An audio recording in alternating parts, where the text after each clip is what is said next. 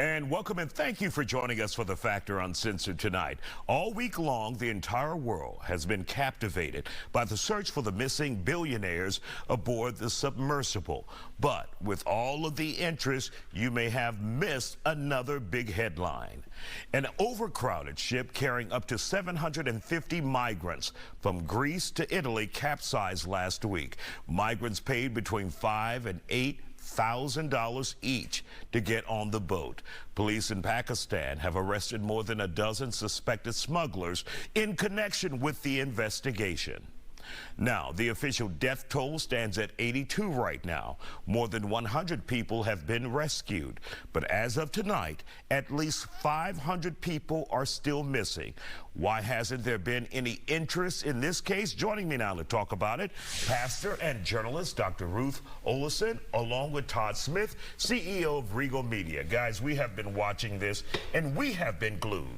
No one can deny. We have been glued to the submersible. Why doesn't anyone care about what happened with the migrants? Economic inequity. They're not rich people, and that is a fact of life. And as a matter of fact, it's a fact of life in the media. The media, and you know, I've been a part of the media for a long time, but the media is drawn to the richness. And by the way, it's a great story. The story of something being immersible, the story of going to the Titanic, the story of, you know, 5 people down in the sea, and what this means in terms of the advancement of technology and ocean travel and all of that. It's amazing as a story.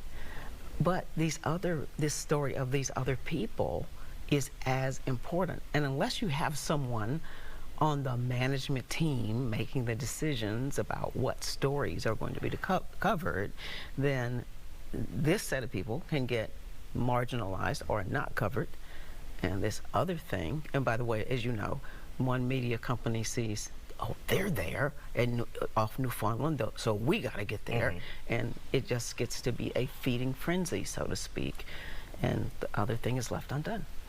And also, Todd, let me ask you this. Is it also the public's fault? It is definitely. Because the public would be drawn to this drama unfolding live in real time, thinking, will we save these people in 4 days?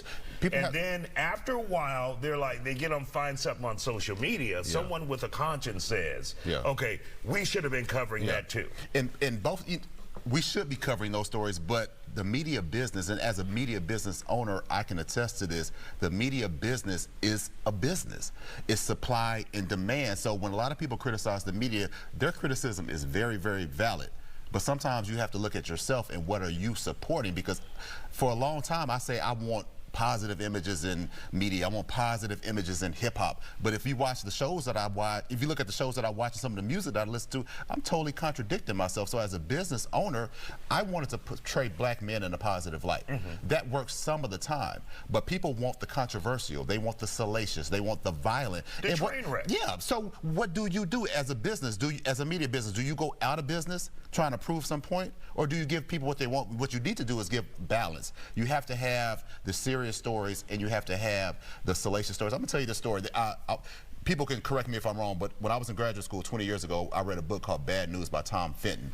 They knew that 9/11, a potential 9/11 was coming, but they didn't think that American viewers cared about these people with foreign names in foreign countries and what they could do to us. They wanted to know who Tom Cruise was dating, who Brad Pitt was dating, who Jennifer Aniston was dating. That's why George Bush was able to know that, oh, Osama bin Laden had something to do with that. If they had told that story, would they have prevented a 9/11? But if they had told that story, would they have lost ratings? So both sides need to take responsibility.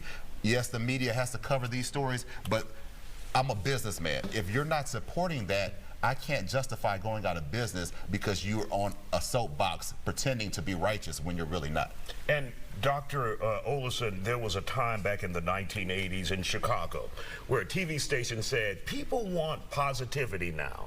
Let's give them a positive newscast, a newscast that's all positive. And they did it, and nobody watched. They want the train wreck. They want the train wreck. I don't know about that. All right, I'm telling you. Okay. With my experience, and we have the same experience. Well, you probably got a few more. Definitely busy. Well, your years are just about. There you go. No. But still, I think people want the train wreck. They say they want the positivity. But we don't have a choice. No, people don't give us a choice. Now, I'm more of a normal news watcher now. I'm not like glued to the TV all the time. But you have the experience in TV news. But as a person, you've been news directors in major cities.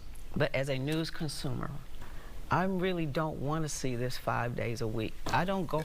Y'all may think, people in newsrooms think that people go and we're glued. But that's why I say, that's why I say it's a balance. That's why I say it's a balance. Now, if you give a positive story, from my experience, this is just me with Regal. If you give a positive story, I do a yearly article called Regal King of the Year, a black man doing something positive in the media.